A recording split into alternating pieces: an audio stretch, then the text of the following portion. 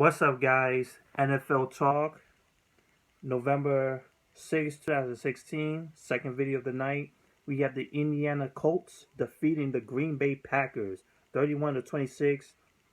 Very nail biter. The Indiana Colts were able to hold on to the ball in the end to run down the clock, having a one touchdown lead over the Green Bay Packers.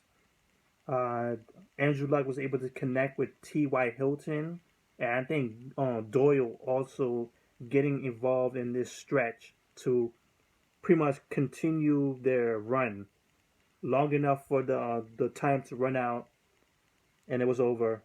Basically, it. Very good job. Indiana Colts had a great start, dropping 24 points in the first half, keeping the Green Bay Packers to 10 points in the first half.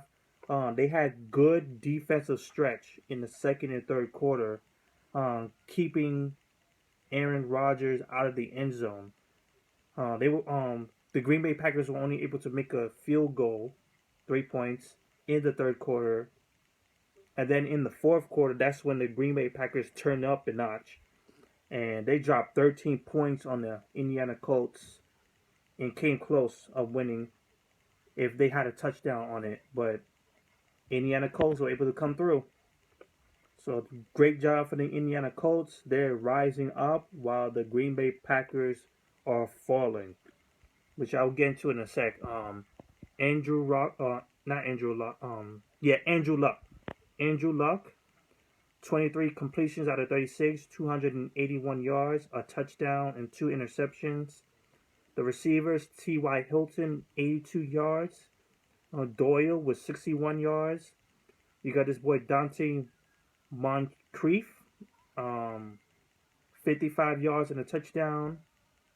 And then we look towards the rushing. We got Frank Gore with 19 carries for 60 yards, 2 touchdown rushes. Even though it's low on yards for rush, the 2 touchdowns were crucial. We look towards the defense, and they did a very decent job. Like I said, second and third quarter, they did fantastic of keeping Aaron Rodgers out of the end zone. And he got an interception and a couple of sacks in too. So pretty good job for the Indiana Colts.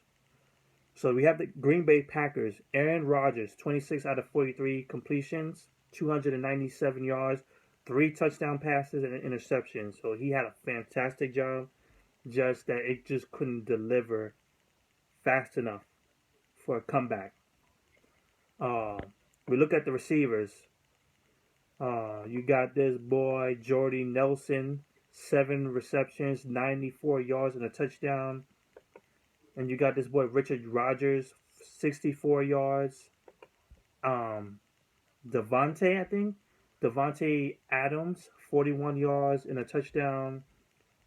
You got that boy, Randall Cobb, only 2 reps, 2 receives, 14 yards and a touchdown.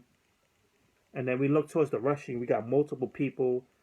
You got this boy, I'm trying to figure out his name, Ty Montgomery, taking the most carries, 7 carries, 53 yards. Aaron Rodgers took the second most himself, 6 carries, 43 yards. And then 2 other people, which I don't want to really name. We look towards the receivers. They got 2 interceptions for Andrew Luck and got a single sack, basically. So that's pretty much it. Indiana Colts go 4-5, while I'm trying to figure out, Green Bay Packers go 4-4. So 4-5 Indiana Colts, 4-4 for Green Bay Packers. The Colts are slowly coming about because everybody else in the AFC South is falling. The Jaguars, even though how potent they are, how dangerous they are, they cannot be underestimated. they don't look like they're going to go anywhere. They look like they're on a downward spiral. Um, Even with the wins for the Tennessee Titans last week, no, well, today, and then you have the Houston Texans win.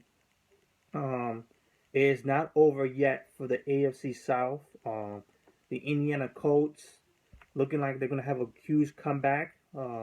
Might end up taking the division. So, Houston Texans, you got to watch out.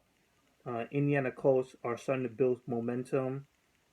So then we have the Green Bay Packers, who are now third in their division, behind the Detroit Lions, who won tonight, and the Minnesota Vikings, who have been losing 3 games. I would not count out the Green Bay Packers. But however, the Detroit Lions are not giving up that easy. They're putting their hearts and soul in every game.